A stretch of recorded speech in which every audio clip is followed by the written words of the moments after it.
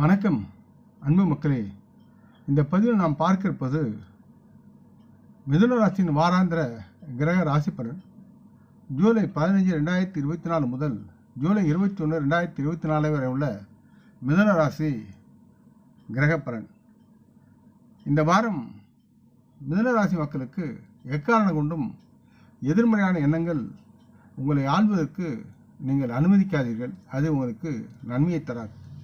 முடிந்தவரை நீங்கள் புத்துணர்ச்சியுடன் இருக்க நல்ல மன அமைதியுடன் ஓய்வில் இருங்கள். நல்ல புத்தகங்களை படிப்பது உங்களுக்கு நலமாக இருக்கும். இதன் மூலம் நீங்கள் நன்றாகவும் ஆக்கப்பூர்வமாகவும் ஆற்றல் பெற்று நல்ல சிந்தனையுடன் சிந்திக்க முடியும் மற்றும் நல்ல ஆற்றலுடன் செயல்படவும் உங்களால் முடியும். இதனால் மிதுன ராசி மக்கள் தங்களின் பல முடிவுகளை எடுக்க உங்கள் ஆரோக்கியம் மற்றும் உங்களுடைய நுட்ப அறிவு வேலைத்திறன் மேம்படும். இந்த வாரத்தில் உங்களிடம் பண உதவியை கேட்டு நாடி வருவோருக்கும் கடன் கொடுக்க மறுக்காதீர்கள்.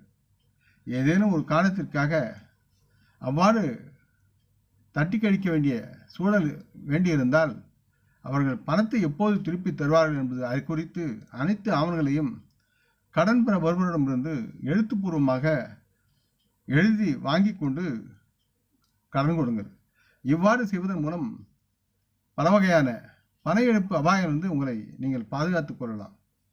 மிதுன ராசியில் உள்ள நீங்கள் திருமண வயதை அடைந்த ஒருவருடன் இக்காலத்தில் நிச்சயதார்த்தம் செய்திருந்தால் சில காரணங்களால் இந்த நிச்சயதார்த்தம் முறிந்து போகவும் வாய்ப்பு உண்டது, அல்லது அதில் சில பிரச்சனைகள் உருவாகி உங்களை துன்பக்கடலில் ஆழ்த்தும். இது உங்கள் குடும்பத்தில் பதட்டமான ஒரு சூழ்நிலையை உருவாக்கும். இதன் விளைவாக நீங்களும் உங்கள் குடும்ப உறுப்பினர்களும் மன அழுத்தத்தை பெற்று ஒருவருக்கொருவர் துன்பத்தில் ஆழ்வார்கள். இந்த வாரம் உங்களுக்கு ஆடம்பரங்கள் அதிகரிக்கும் வாய்ப்பு அதிகமாக இருக்கிறது.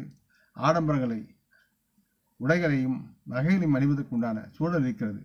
ஆகையால் மேற்கூறியவற்றில் உங்கள் உணர்ச்சிகளை நீங்கள் கட்டுப்படுத்த வேண்டும் மற்றும் இது பற்றி நீங்கள் அனைவரும் உங்கள் உறவுகளுக்கும் அறிவுறுத்தப்பட வேண்டும். ரிஷபராசி மக்கள் முக்கியமாக மனதில் இதை ஏற்று நடைமுறைப்படுத்த வேண்டும். இதன் காரணமாக உங்கள் தொழிலில் சற்று கவனக்குறைவாக தோன்றுவீர்கள்.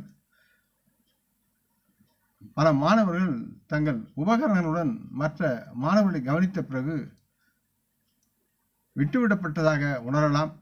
கவனமின்மை இதற்கு காரணமாக இருக்கிறது. இதன் காரணமாக இந்த வாரம் இந்த மக்கள் தங்கள் குடும்பத்திடமிருந்து புதிய ஸ்மார்ட் போன் அல்லது மடிக்கணினியை கோருவதை காணலாம். இருப்பினும் உங்கள் பெற்றோர் ஏற்கனவே தங்கள் இரத்தத்தையும் வேர்வையும் சிந்துவதன் மூலம் தங்களால் முடிந்ததை உங்களுக்கு வழங்குகிறார்கள் என்பதை நீங்கள் எக்காரணம் கொண்டும் மறந்துவிடக்கூடாது. ஆகவே மிதுனராசி மாணவர்கள் தங்களுடைய இந்த கோரிக்கைகள் அவர்களுக்கு நிதி சுமையை ஏற்படுத்தும் என்பதை உணர்ந்து செயல்பட வேண்டும். மிதுனராசி மக்களுக்கு ஆலோசனை என்பது நல்ல புத்திசாலியாக இருந்து அடுத்தவருக்கு துரோகம் செய்யாமல் இருக்கும் ஒருவர் தனது செயல்களில் நேர்மையும் ஒழுக்கமும் கொண்டு நடந்தால் எங்கும் நலமாக அவரால் வாழ முடிகிறது என்று உண்மையாக இருக்கிறது.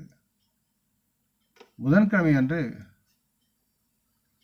உங்களோடு படிக்கும் மாணவர்களுடன் கடந்து படிப்பில் அக்கறையுடன் கல்வி கற்றலில் ஒரு திட்டத்தை வகுத்து நீங்கள் படிப்பது உங்களுக்கு நன்மையாக இருக்கும்.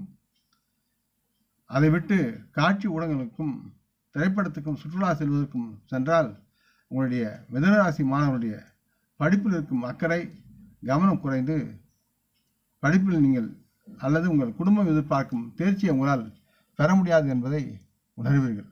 ஆகவே அதற்கு தகுந்தாற்போல் நீங்கள் உங்களை திட்டமிட்டு வழிநடத்த பழகிக்கொள்ள வேண்டும். ஆக இந்த பதிவை கேட்டு லைக் செய்து சப்ஸ்கிரைப் செய்து பகிரும் அன்பர்கள் யாவரும் வளமுடன் நலமாக தேக திரகாத்திர ஆயுள் ஆரோக்கியத்துடன் சகல விதமான தன தானிய ஆபரண ஐஸ்வர்யனை பெற்று சர்வ காரிய ஜெயத்துடன் வாழ்வாங்கு வாழ வேண்டும் என்று இறைவன் பாதம் பணிகிறேன். நம் குடும்ப மூத்தோர்களை வணங்குவோம். வணக்கம். நன்றி.